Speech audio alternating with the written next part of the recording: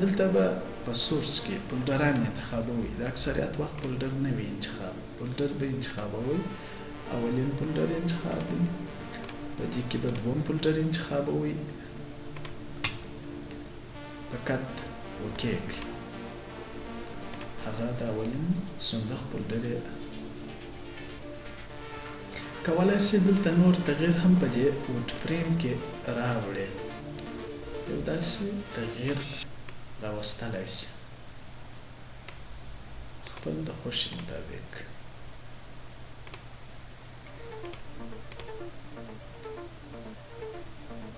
دلته اخره کې سیو راړئ، خو سیو کې به جی پی جی انتخابوي ځکه چې معلوم شي.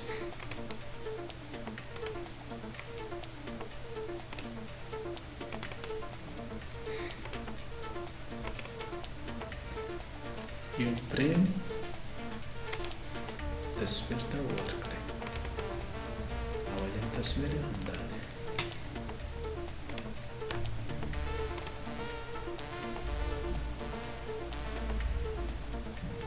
پی ډي اف پریزنټیشن له لارې څخه کولی شئ هم پی ډي اف راخلاص کړئ، خو یوازې خپل د خوښې مطابق، لکه فایل نیم یا ټایټل یا ډسکرپشن، اتور، کاپی رایټ، ایکس انفو، نوټ او پریزنټیشن، هر یو چې د انتخاب کړئ یا د هغې لارې څخه یو نه یو راوړلی شي ستا د خوښې مطابق، بیا په هغه کې چینج راوستلی شي.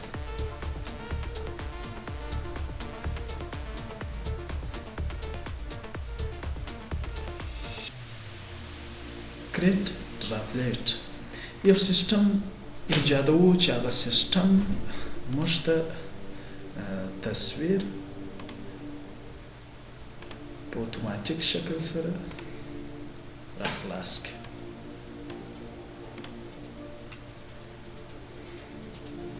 نتیجه چیرې غواړو چې بیرته د هغه تصویرانو نتیجه هم موږ ته په دوم فولډر کې اوکې کوو. ګورو دلته یو سیستم راغلی. دې سیستم ته کولی شو یو تصویر داخل کړو،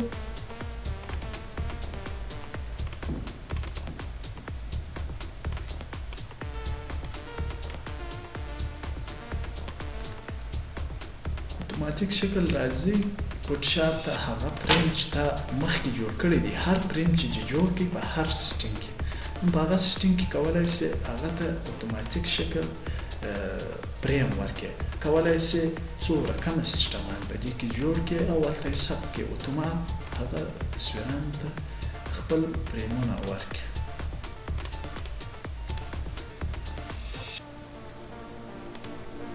جی پی جی انتخابو، اخیره کې سی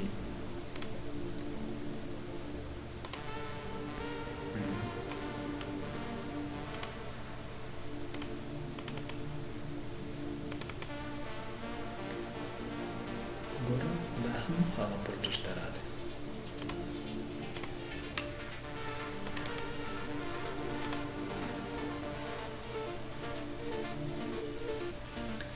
grab and started parts د دې لارې څخه کولی شو عیناً د ریورس په شکل بیرته شاته وګرځو.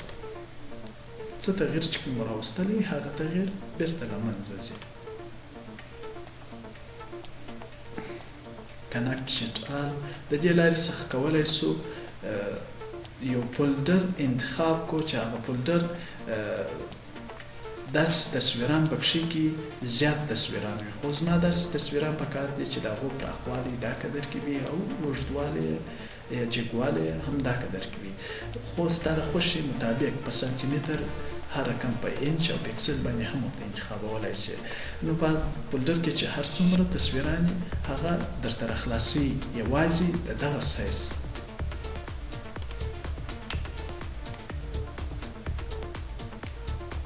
یو فولډر انتخابوو،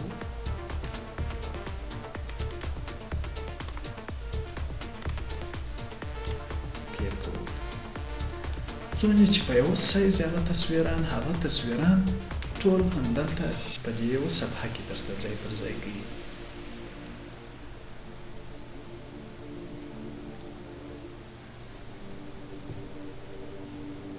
البته کوم سایز چې تا غوره کړی دی.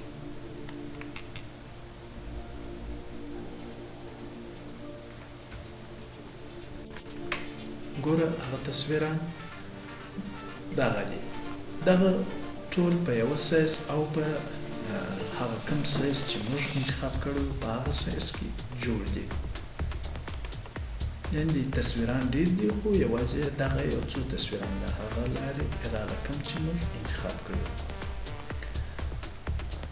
کنډیشنل موډ د دې لارې څخه کولی سئ څو فارمټ انتخاب کړئ. بیټ ماپ دی، ګرافیکل دی، CMYK دی، RGB دی. RGB د رنګارنګو دپاره په کار کېږي، د عکسو او د کوچني عکسو دپاره لکه E4 E3 E6 داسې تصویرانو دپاره. او که چیرې چاپ مو غټ وي بیا نو CMYK کالر حتما ورسره غواړي چې انتخاب یې کړئ، ځکه چې بیا د غټ چاپ دپاره هم د آماده دی. پیټ ایمیج دی، د پیټ ایمیج له لارې موږ کولی سو یو سایز ورکړو چې هغه سایز ریزولوشن په نظر کې نه نیسي. یعنې ریزولوشن یې ګوره ډېر ښه د موبایل لپاره کارېږي. د ایمیج سایز په شکل کار کوي خو ریزولوشن هیڅ نظر دلته نه لري. مینس کرکشن دی، د دې لارې څخه موږ کولی سو یو تصویر راخلاص کړو او بیا یې په PSDP باندې تبدیل کړو.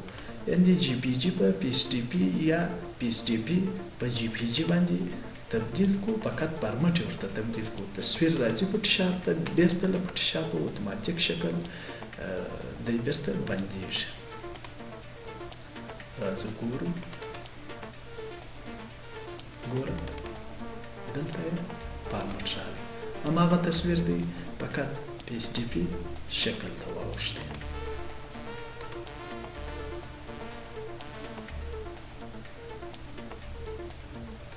میرج ټو HDR په لوړ ماډل کمپیوټرانو کې دا HDR سیسټم فعال وي، خو د دې لارې څخه هم کولی سئ چې یو دوه یا درې تصویران انتخاب کړئ او بیا هغه سره میرج کړئ. یعنې داسې میرج کېږي په شکل د رسامیو یا د هنرمندان هغه کم خلک چې رسامي کوي داسې رسامي جوړه کړي چې په هغه رسامي کې ډېر ډیزاینونه ته لیدلی سئ. که ډېر په ځیر سره ورته وګورئ څو شکلونه په هغه کې ثبت سوي، خو په دې کې هم داسې سیسټم کمپیوټر دی. زموږ کمپیوټر کې هم شته خو متاسفانه چې کار یې نه وکړي. فوټو میرج دی، دا هم دوه یا درې تصویران په داسې شکلو کې درته یو ځای کوي. کولی سئ چې په اسانه او ساده لار باندې هم سره یو ځای کړئ، خو دا یې هم یو بله طریقه ده چې دی خپل طریقه لري. دوه یا درې تصویران له یوه سایز څخه انتخاب کړه چې سایز به سره یو رقم وي، که چیرې سایز سره مختلف وي بیا هم کار نه کوي.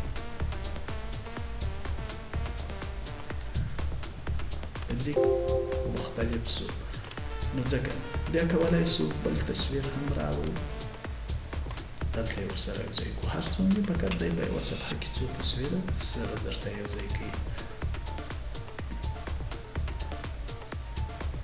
سکریپټ، مخکې ما درته وویل چې فوټوشاپ یوازې د تصویر ډیزاینینګ دپاره کار نه کوي، یعنې تصویرانو د ډیزاین لپاره کار نه کوي. په دې کې 3D شکلونه، نور شکلونه او د نورو پروګرامو لپاره هم بعضې سیسټمان شته چې هغه پکښې کې فعاله کېږي یا پکښې کې جوړېږي. تاسې فکر کوئ چې دغه نور پروګرامونه چې جوړېږي آیا دا په کوم شکل او په څه رقم باندې جوړېږي؟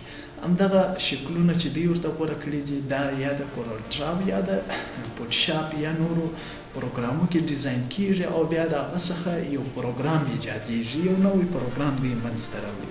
نو په دې سکریپټ کې د پروګرامینګ لپاره هم کار کېږي چې دا د پروګرام په بخش پورې تړلی دی. جلا موضوع ده، دلته د تصویر لپاره نه کارېږي.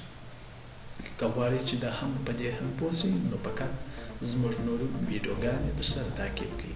ټول درته کارو. فایل انفو کې د یو تصویر مکمل معلومات موږ کتلی یا لیدلی سو.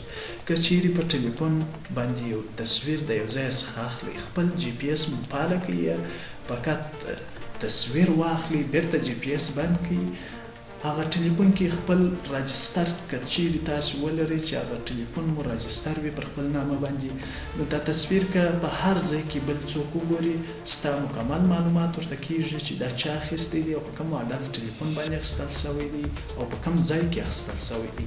لوکیشن، موقعیت، هر څه کولی شي چې پیدا کړي. هغه خلک چې د لوکیشن موقعیت سره بلد وي او نقشو د جیشن سره بلد وي، کولی شي د هغه ډېر په ساده او اسانه شکل سره د هغه موقعیت پیدا کړي چې دا د نړۍ په کوم ځای کې اخیستل سوی دی. نو اکثریت تصویران جی پی اس سیسټم نه لري، ځکه د موبایل سیسټم لوکیشن یې غیر عامي یعنې فعاله نه وي. او بله خوبي یې د دې څه شي ده، په دې کې کولی شي یو تصویر د یو چا څخه د یو شخص څخه واخلي او بیا هغه تصویر ته دلته خپله د هغه سړي نوم، د پلار نوم، د نیکه نوم، ولایت، ولسوالي، کیریا، ناحیه، هر څه معلومات چې پکښې کې ولیکې دلته پکښې کې ولیکه او وکې که ثبت یې که در سره سیو یې که تصویر. کولی شي د تصویران زیات وي، بیا یو بل چاته واستوي، هغه ته فقط تصویران واستوه. نور هغه کولی شي د فایل انفو له لارې یا د پراپرټیز له لارې یا ډایټلز له لارې چې موبایل کې ډایټلز ورته وایي، کمپیوټر کې پراپرټیز ورته وایي او په پروګرام کې فایل انفو ورته وایي، چې د دغو درو سرو لارو څخه ته کولی شي د هغه تصویر معلومات په کلي شکل سره وګورئ چې دا څوک دی او د کوم ځای دی. خو دې کې ډېر ښه خوبیانې شته، یعنې د هغه چا دپاره چې هغه د ډېرو تصویرانو سره کار لري. پرنټ له لارې موږ یو تصویر چاپولی سو. دلته به پرنټر انتخاب وی، کوم پرنټر چې در سره وي وصلې هغه پرنټر به انتخابوي او هر پرنټر بیا پرنټ سیټینګ، یعنې هر پرنټر ځان ته سیټینګ لري، تصویرانو د جلا، د کاپیو د جلا او د غټو چاپو ماشینانو د جلا سیټینګان دي. نو ته کولی شې بیا دا سیټینګ وکړې، خو دا دونې سخته کار نه دی. که چیرې تاسو پرنټر پیدا کړي او بیا پرنټر نه وي او نه یاست بلد چې څه رقم یې سیټینګ وکړم، ډېر ساده او اسانه دی. که لږ څه هم په انګلیسي باندې پوهیږئ نو تاسې کولی شئ هغه سیټینګ په ډېر ښه شکل سره وکړئ. که چیرې هم په اوله کې سم ونه کړئ نو د یوې څخه تر 5 تر 10 ورقو پورې به ستاسو څخه خراب شي، خو تاسو به په هغه کې استادان شئ او یې زده به کړئ. د وخت لپاره به مو له هغه پرنټره سره سر خلاص شي. نو دلته هغه سیټینګ کولی شئ، بیا سیټینګ ډن کولی شئ، بندولی شئ، یعنې ثبتولی شئ. دلته هر څومره چې ورته ووایې ولیکې هغه قدر کې کاپي کولی یا پرنټولی شئ. که چیرې دا ډن کې او بیا راسئ پرنټ آن کاپي دی، یعنې یوه کاپي یې بیرته راته راوباسه. بیا سیټینګ ته ضرورت نشته، سیده پرنټ چې ووالي اتوماتیک شکل دی بغیر له سیټینګ، کوم سیټینګ چې تا په پرنټ کې انتخاب کړی دی او کوم پرنټر چې دی انتخاب کړی دی، مثال 2 یا 3 پرنټران ستا سره کمپیوټر کې وصل او ټوله چلند وي، نو تا هغه کوم پرنټر چې تا سیټینګ ورته برابر کړي مخکې د هغه پرنټر پر برابر باندې دی اتوماتیک شکل بل هم یوه دانه کاپي ډېره چسبه ځینې درته کوي. اگزیټ فوټوشاپ هم درته بندوي او له فوټوشاپ څخه د وتلو په معنا کنټرول کیو ای شارټکټ دی.